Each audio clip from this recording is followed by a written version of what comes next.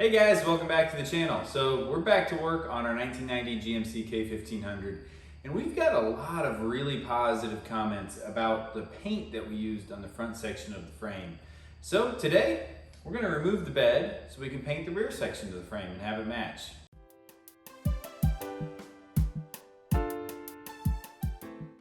I want to be able to lift the bed by the inside lip here. So for us, we've got this plastic bed liner in. I'm going to go ahead and pull the plastic bed liner. It looks like it's held in place by these little hooks that are mounted in the stake pockets. So I'll go ahead and remove those.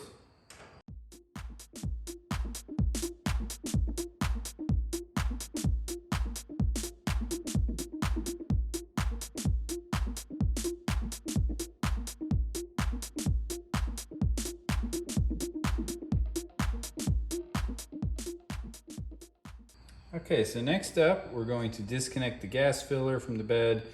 So there are a total of 5 of these T30 Torx screws that we're going to remove.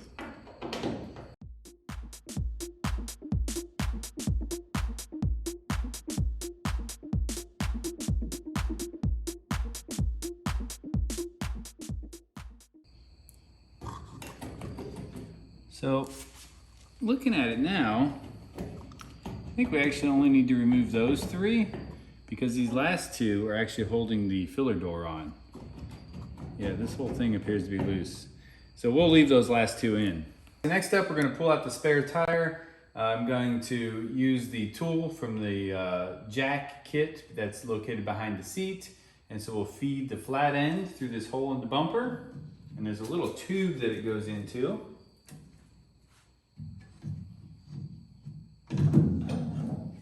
Go. Gauges in that tube, and we should be able to just thread the spare tire right down.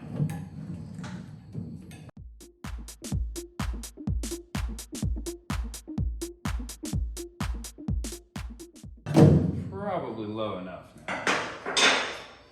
So it's got just a center plug here. We'll have to kind of lift the tire up, thread this through the hub of the wheel, and then we should be able to take the spare tire down. With our hitch, 2 of the holes that go through the bottom of the frame rail are currently being used to mount the hitch. I think it's going to be easier just to pull the hitch off. That way we can thread a extension and socket up through these holes in the bottom of the frame rail to unbolt the bed. So hitch is only held on with 6 bolts. It shouldn't take but 5 minutes to pull it off. So we'll go ahead and do that right now.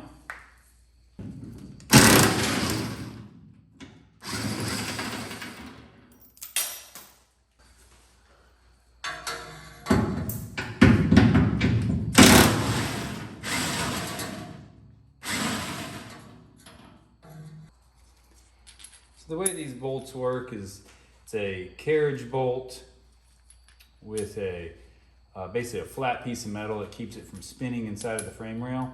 So as you tighten it, this flat piece of metal will spin and hit the side of the frame rail and allow you to torque the bolt down. Unfortunately, the one on this side, the piece of metal is a little bit too short, so it's just spinning right around. So we'll probably have to use a pair of vice grips or something to try to clamp that down in position. So new idea, we can actually use a 1/2-inch end wrench to grab the top of that carriage bolt, or really not the top, but the neck of that carriage bolt, and then we should be able to spin that off.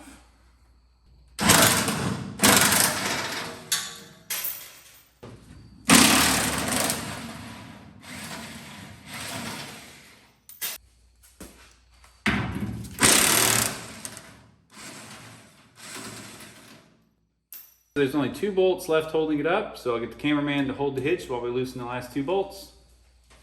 And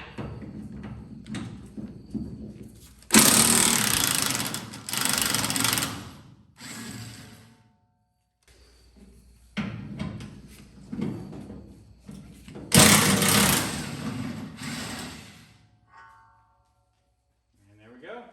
So with the hitch out of the way, we can easily access the bolts holding the bed to the frame. So we've got 1 bolt here, 1 bolt here, and for both of these bolts there's a hole in the bottom rail of the frame, so you can run a socket up through the frame and get on the head of that bolt straight on.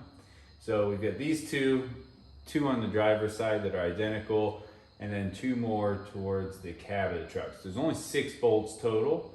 So we'll go ahead and remove these rear bolts and then we'll move towards the front.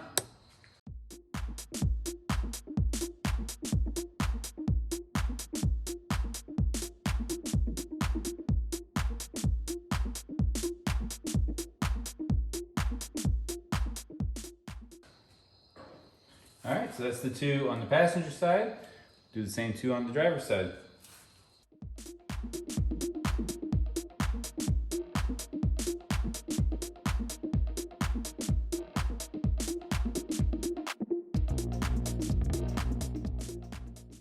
All right, so here we are back on the passenger side, and this is the forward bed mounting bolt. So again, we've got a hole through the bottom of the frame.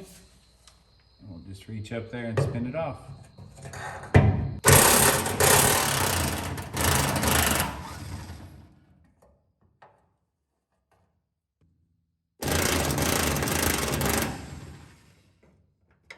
Looking here under the truck, there's a plug that we can undo the taillight harness from the harness that runs up the chassis. So there's actually no need at all to remove the taillights and unplug them. Initially I thought we were gonna fish those taillight harnesses down through the bed, but really you can actually leave the taillights in, just unplug it down here and then leave the bed harness with the bed and the chassis harness with the chassis. I'll go ahead and unplug that.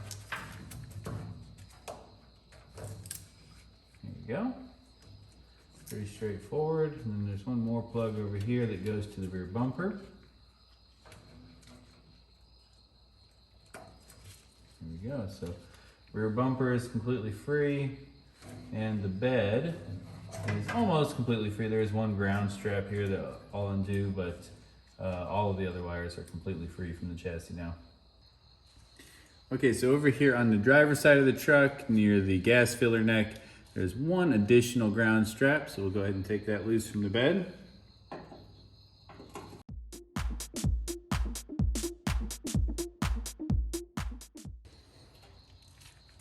There we go. Okay, so looking around before we lifted the bed, I actually found two more bed bolts on the outside of the frame rail all the way towards the front. So this is the cab right here. So we're all the way up at the front of the bed. So we'll go ahead and spin these off. There's one on the driver's side and one on the passenger side.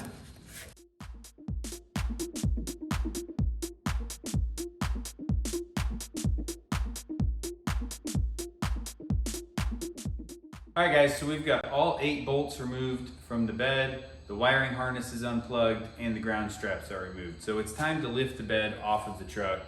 If you've got a couple of strong friends, you can have them come over and just simply lift it off. In my case, I'm gonna use the lift, so I ran a ratchet strap down to each of the stake pockets, and we're gonna use the lift to actually lift the bed off of the truck.